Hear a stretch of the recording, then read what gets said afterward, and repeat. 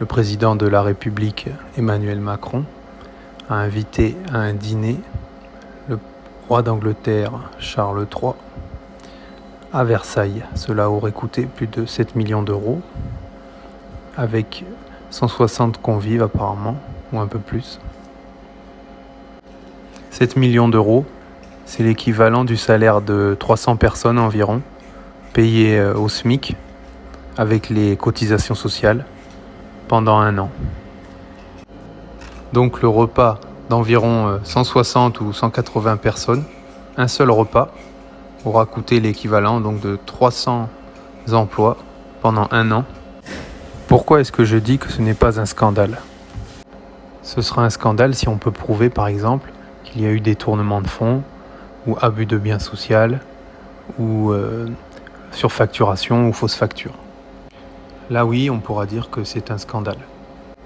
Si la facture de ce repas n'a pas été augmentée exagérément ou ne comprend pas des choses qui n'ont pas été réellement assurées comme prestations, ce n'est pas un scandale.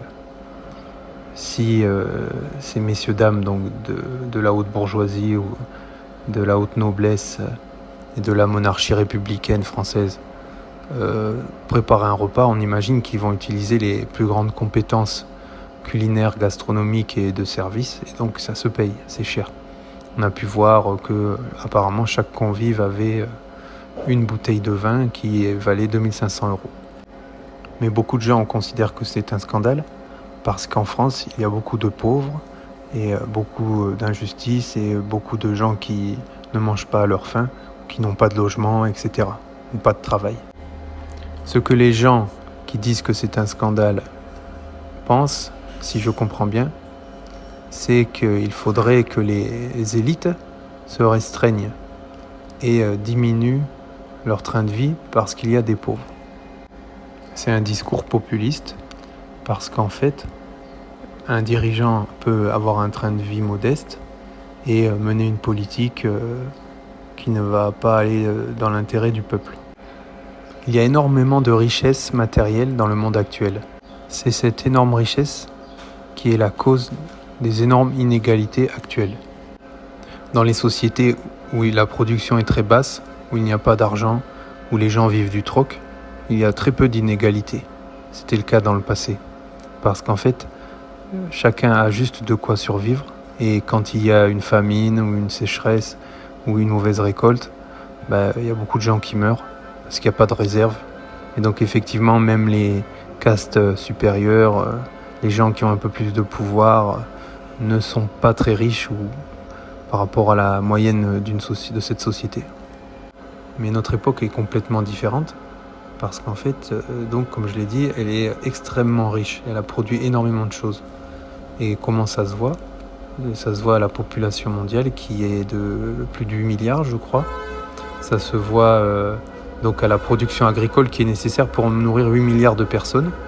Et en plus, nourrir 8 milliards de personnes qui vivent de plus en plus vieux. C'est-à-dire qu'en fait, la richesse n'est pas uniquement dans les bâtiments, dans les voitures de luxe et les yachts ou dans l'armement, mais elle est aussi sur chacun d'entre nous, dans nos kilos, dans nos muscles, dans nos systèmes nerveux, dans nos chairs, dans nos cheveux, dans nos vêtements aussi, etc.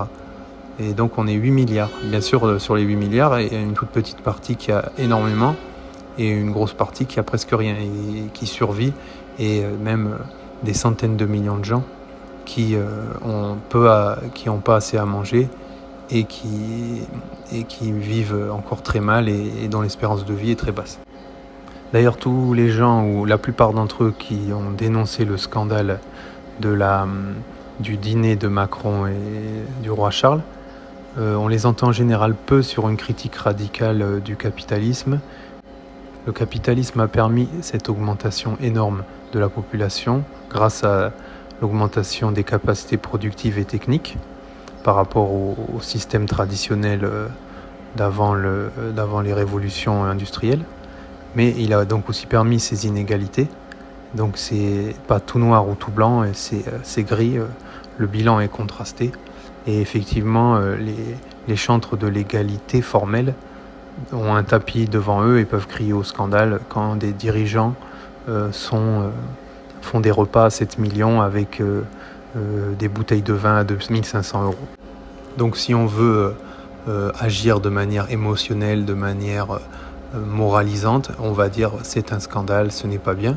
Mais si comme moi on veut étudier, observer le monde de manière dépassionnée, de manière froide et en comprenant objectivement comment il fonctionne, on va voir que ce n'est pas un scandale.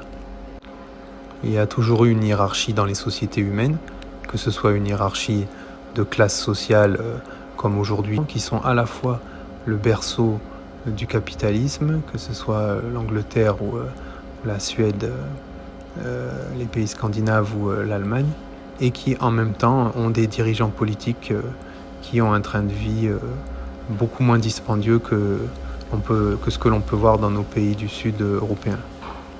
Une autre critique concernant ce repas que j'ai entendu, c'est on est dans la monarchie républicaine, c'est-à-dire que finalement, par-delà le changement de régime depuis 1789, nous avons, avec notamment la Ve République, un président doté de pouvoirs très importants et qui dirige comme un roi de France et qui se comporte de manière identique. Pourquoi pas, c'est en partie vrai, mais je suis assez gêné par ce genre d'argument parce que derrière, il y a un sous-entendu plein d'illusions sur la République, sur le régime initié en 1789. Comme si ce régime était plus égalitaire et plus juste que l'ancien régime. Ce n'est pas du tout le cas. Depuis le départ, la République française a été basée sur une hiérarchie de classe comme l'ancien régime, mais beaucoup plus inégalitaire et justement avec un enrichissement d'une toute petite minorité beaucoup plus grand que sous l'ancien régime. On pense souvent que le roi décidait seul, ce n'est pas vrai, il décidait pas seul, il avait des conseillers, il y avait des contre-pouvoirs, les parlements, des congrégations religieuses, d'autres seigneurs puissants. Et donc le roi avait effectivement en fin de compte la décision qui lui appartenait, mais il n'était pas aveugle et il gouvernait aussi en voulant une forme de stabilité comme nos dirigeants actuels. Ce qui est déplorable au fond, c'est cette mascarade médiatique et démocratique permanente où des politiciens issus de partis qui ont été au pouvoir depuis le XXe siècle et qui ont échoué à prendre les bonnes décisions pour améliorer le sort du peuple, viennent pleurer quand il y a un gouvernement qui invite un roi d'un pays voisin et qui fait un repas somptuaire. Il y a aussi la question à se poser, celle de l'égalité. C'est profondément ancré dans les idées des Français, de beaucoup de Français, et ça vient notamment de la religion chrétienne qui a des penchants égalitaires dans les actes du Christ notamment très prononcés, et c'est aussi lié aux idéaux révolutionnaires mais qui sont empruntés en fait à la religion chrétienne, et les idéaux des Lumières dans ce versant-là en tout cas, sont une continuation des idéaux de la religion chrétienne. Et donc en même temps, il y a une volonté, un amour de la hiérarchie chez beaucoup de gens, et le fait que les dirigeants aient une vie différente du peuple, je pense que ça choque une partie des Français, mais ça choque pas. Il y a beaucoup de gens que ça ne choque pas. Est-ce mieux d'être dans un pays égalitaire où il n'y a rien, où les jeunes partent à la guerre et meurent à 20 ans, ou quand il y a une maladie, une petite épidémie, il y a la moitié du village qui meurt, ou vaut-il mieux vivre dans un monde inégalitaire du peuple, mais au niveau moral, on voit que la cupidité et l'avidité sont toujours les vertus cardinales de nos élites. Le problème, ce n'est pas la volonté d'avoir du pouvoir, le problème, c'est de vouloir le pouvoir pour son groupe, pour son petit noyau de personnes, en exploitant autrui. Les darwiniens vont me dire que c'est normal, c'est la lutte pour la survie, c'est la loi de la jungle pour l'appropriation des meilleures ressources, des meilleurs terrains, des meilleures zones pour avoir le plus d'énergie, le plus de calories et ainsi favoriser son groupe, s'aligner, sa famille et pouvoir survivre. Finalement, on aboutit, si on veut justifier l'ordre actuel, à dire que l'être humain est donc un animal comme les autres. C'est la loi du plus fort qui dirige. Triste conclusion, on en arrive à des repas pour 160 personnes qui coûtent 7 millions d'euros pendant que de plus en plus de gens vont se nourrir au Resto du Cœur. Donc à cette aune, effectivement, c'était un scandale, ce repas à Versailles.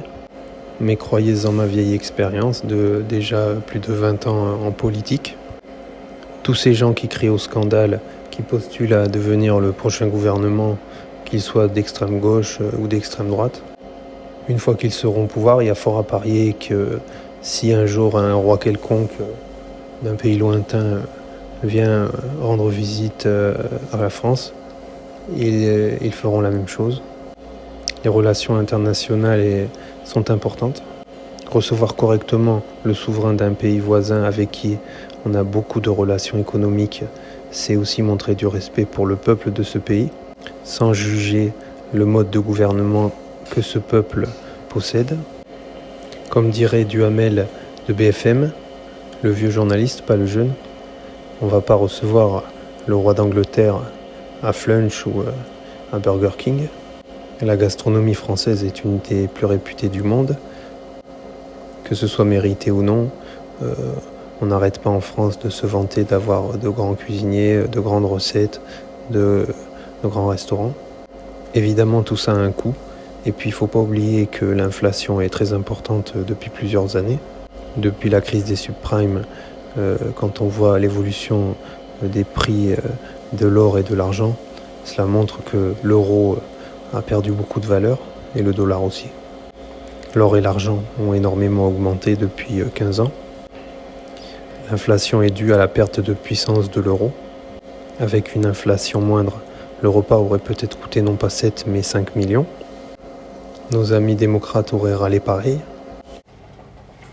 La France et le Royaume-Uni sont deux pays alliés. Ce sont deux États vassaux des États-Unis d'Amérique. Ce sont deux pays qui sont connus pour leur monarchie.